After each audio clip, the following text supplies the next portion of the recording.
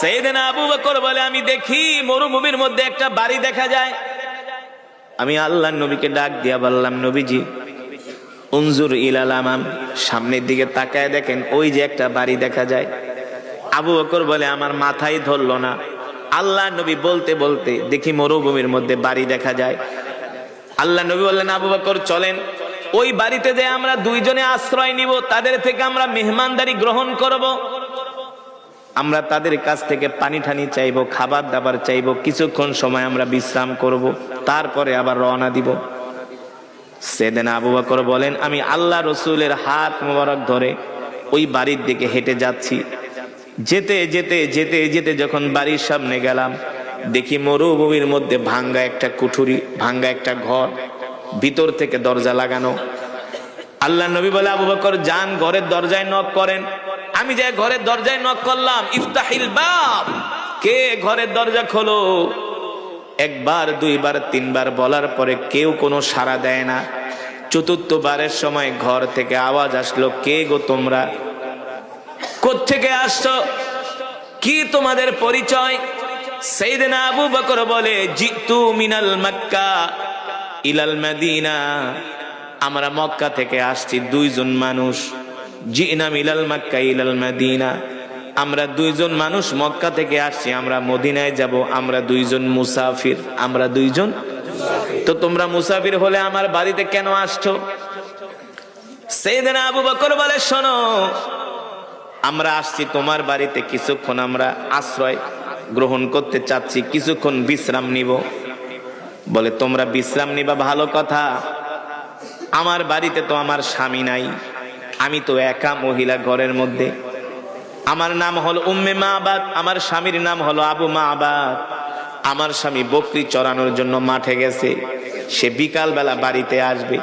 তো তোমরা দুইজন মেহমান আসছো, আমি তোমাদের কি খেদমত করব? সাইয়েদনা আবু বকর বলে, যদি কোনো খাবার দাবার থাকে একটু দাও।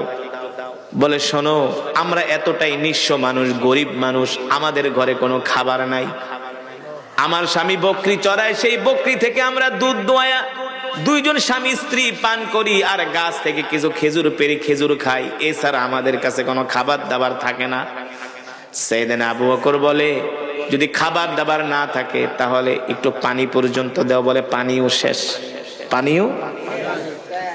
আল্লাহর নবী বলেন, আবু বকর খাবারও নাই পানিও নাই। বলে, না।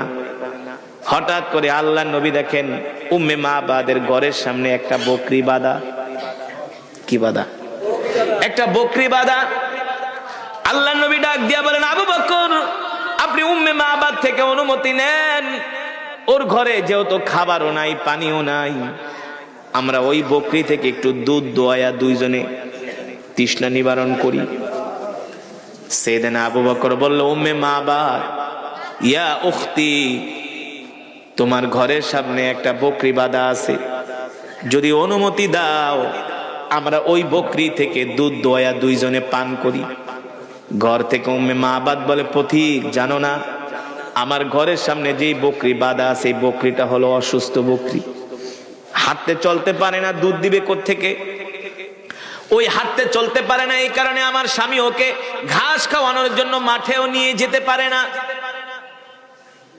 আল্লাহর নবী বলে, আবু বকর, আপনি শুধু উম্মে মাবাদ থেকে অনুমতি নেন, অসুস্থ বকরি থেকে দুধ দোয়ানোর দায়িত্ব আমার। আর জোরে বলেন সুবহানাল্লাহ।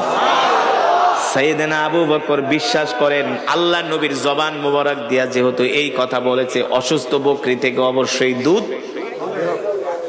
সাইয়েদনা আবু বকর বলে, উম্মে মাবাদ, অনুমতি দাও, অনুমতি দাও। মহিলা মানুষ, অসুস্থ বকরি দুধ দেয় না। আল্লাহর নবী বলে, আবু বকর, আপনি শুধু অনুমতি আনেন। একবার দুইবার তিনবার বলার পরে মহিলা রাগ করে কয়, যাও, পারলে দুধ দোয়া খাও, আমার কোনো আফসোস নাই। এবার আল্লাহর নবী বলে, আবু বকর, দুধ যে রাখবো পাত্র পাবো কোথায়? উম্মে মাবাদ থেকে একটা পাত্র চাই আনেন।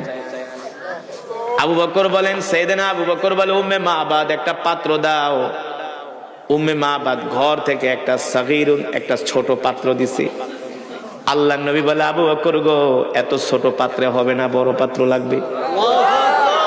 ওই মহিলা আরো রাগ করছে, কয়, তোমরা আমার সাথে মজা করো না? একে বলছি অসুস্থ বকরি, দুধ দেয় না, হাঁটতে পারে না, চলতে পারে না, দিছি ছোট পাত্র, বলে ছোট পাত্রে হবে না, বড় পাত্র লাগবে। বুঝলাম না, আমার কথা কি তোমরা বিশ্বাস করো না? সাইয়েদনা আবু বকর বলে, উম্মে মাবাদ, যেটা বলছি সেটা করো, বড় একটা পাত্র দাও। এবার মহিলা রাগ কইরা বড় একটা পাত্র ঘরের থেকে কয় নাও, ঘরের থেকে দিয়া কয় দেখি তো আমার বাড়িতে কে দুইজন মেহমান আসছে, আমার দেখার তো দরকার আছে না? উম্মে মাবাদ বলে, ওয়াল্লাহি রব্বিল কাবা, রবের কাবার কসম খায়া বলি, আমি যখন ঘরের দরজাটা একটু ফাঁকা করে বাইরের দিকে তাকাইলাম, আমার চোখের নজর যায়া আল্লাহর নবী যুবক মুহাম্মদ সাল্লাল্লাহু আলাইহি সাল্লামের দিকে পড়লো। আমি তার দিকে তাকানোর সাথে সাথে আমি আমার আর চোখের নজর ফিরাইতে পারি না। আমি এক নজর আল্লাহর নবীর দিকে তাকায় আছি আর মনে মনে চিন্তা করি, এত সুন্দর আবার মানুষ হয় নাকি? আমি কাকে দেখলাম এত সুন্দর চেহারা? উম্মে মাবাদ বলে, আমি একবার আল্লাহর নবীর দিকে তাকাই আর দ্বিতীয়বার আমি পূর্ণিমার চাঁদের কথা মনে করি, দেখি কে সুন্দর। উম্মে মাবাদ বলে, আল্লাহর কসম করে বলি, চাঁদের চেয়েও যুবক মুহাম্মদ সুন্দর। উম্মে মাবাদ বলে, আমি যুবক মুহাম্মদ সাল্লাল্লাহু আলাইহি সাল্লামের চেহারার দিকে তাকায় আমি আর নজর ফিরাইতে পারি না। তার চুলগুলো এত সুন্দর, তার কথাগুলো এত সুন্দর, তার দাঁতগুলো, তার চেহারাটা এত সুন্দর। ও মুসলমান, আমার নবী যখন হাসি দিতেন, আল্লাহর নবীর চেহারা মোবারক, গালগুলো বেদেনার মতো লাল হয়ে যেত। বুঝেন নাই? আল্লাহর নবী এত সুন্দর ছিলেন। জীবনের প্রথম যেদিন মিশরে যাই, কায়রো থেকে যেদিন বিমানে উঠি, দুবাই থেকে যেদিন কায়রোর বিমানে উঠি, মিশরের মানুষটা এমনি সুন্দর, জানেন? সব একের জিনিস। পুরুষরা তো সুন্দর, আর মেয়েদের কথা তো বাদই দিলাম, আপনাদেরকে জানার জন্য বলছি এত সুন্দর কেন। পয়গম্বর ইউসুফ আলাইহিস সালাম ছিলেন পৃথিবীর সবচেয়ে সুন্দর, কিন্তু আল্লাহর নবীর চেয়ে সুন্দর।